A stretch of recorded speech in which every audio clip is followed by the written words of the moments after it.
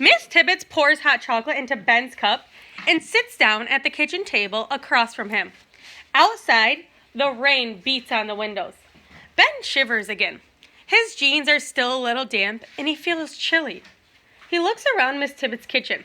It's cozy and cluttered. The boxes of pictures and papers are still sitting by the table.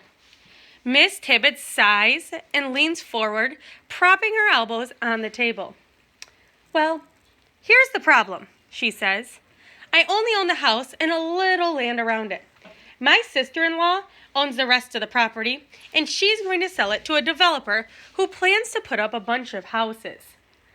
But I thought it was all yours, Ben says. You live on it. No, my husband inherited the house and the yard, but his sister got everything else. He made her promise not to develop it right away after he died.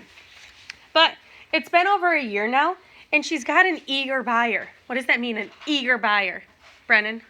Like there's a buyer that wants to buy the land like now? Yeah, like they want it now. They're ready to buy it, and they're ready to start developing it.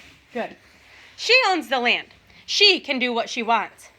But that's not fair, Ben says. This is your home. Well, I could stay here and watch the bulldozers scrape away the trees and the workmen build the fancy houses, but I don't think I'd enjoy that very much. I'd rather go somewhere else. Couldn't you explain to your sister-in-law about the pond and the woods and... She knows that. She grew up here. But why won't she listen to you? The truth is, we don't get along very well and never have. She's a practical woman who has little patience with what she calls my quirky ways. Thomas drove her crazy too. Together, we just about made her pull her hair out. She's had her mind set on selling the property for years, but my husband kept talking her out of it. Also, I believe she thinks she's helping me.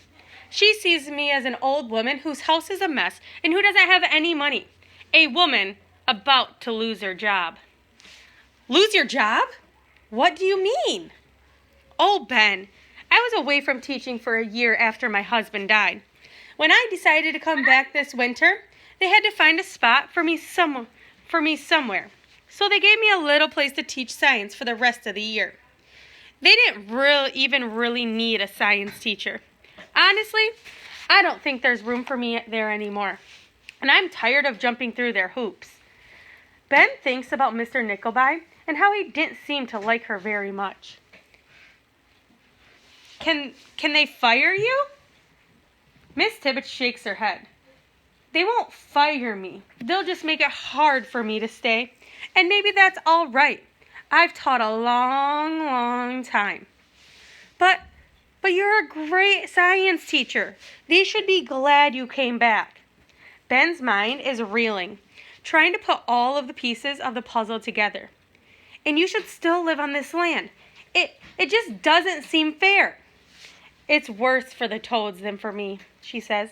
They don't have anywhere else to go. Ben wishes he could think of a way to help her. He remembers the books he's read and movies he's seen where the kids band together to help save a plot of land from the evil developers. He frowns. Those were just feel-good stories. Nothing but make-believe. This is a lot more complicated. Still, there must be something he can do. Didn't you say Spadefoots are listed as endangered in Massachusetts? He asked. Yes, they're threatened, but isn't it illegal to build houses where there are endangered animals? Can't you call someone and tell them about the toads? Someone from the government or something? Miss Tibbetts sighs, and she suddenly looks very old. To save the toads, you have to save the habitat it lives in. Have it certified as endangered. But it's hard to do. And if I did that, if I called someone, whatever's left of my relationship with Tabitha would fall apart. She'd never speak to me again. She's already found someone to build houses. Stopping it now would be like starting a war. Miss Tibbetts looks out the window into the dark night. I I just don't have the stomach for it. Ben looks at her. Can't they just build houses somewhere else, away from the toads? It's not that easy. The pool is close to the place where they'll need to build the road. They'll dig up the pool and pave over it, but the toads are under there. Where will they go next spring? Miss Tibbetts shakes her head, but she doesn't say anything. It's not fair. Ben says again, it's not fair. Well, you know what they say, Miss Tibbetts says. Life's not fair. Oh, I hate when people say that. Raise your hand if you've heard that before. Life's not fair. They sit there in silence. Ben wants to say something more, but he runs out of ideas. He had thought his own problems were confusing, but they're nothing compared to the problems in Miss Tibbetts' life. I think I've said a little too much. Miss Tibbetts gets up and puts her raincoat back on. I can see I've overwhelmed you, and I didn't mean to do that. It's time for you to get home.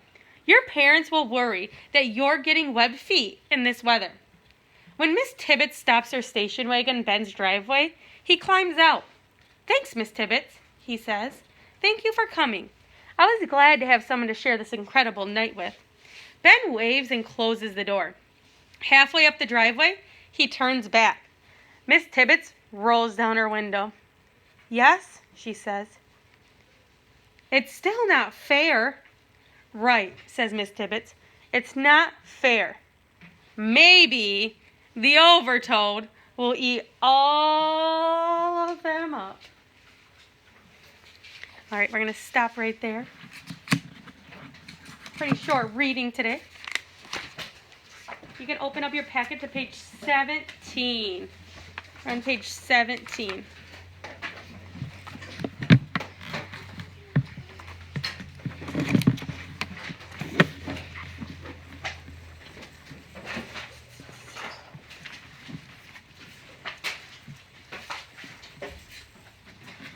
All right.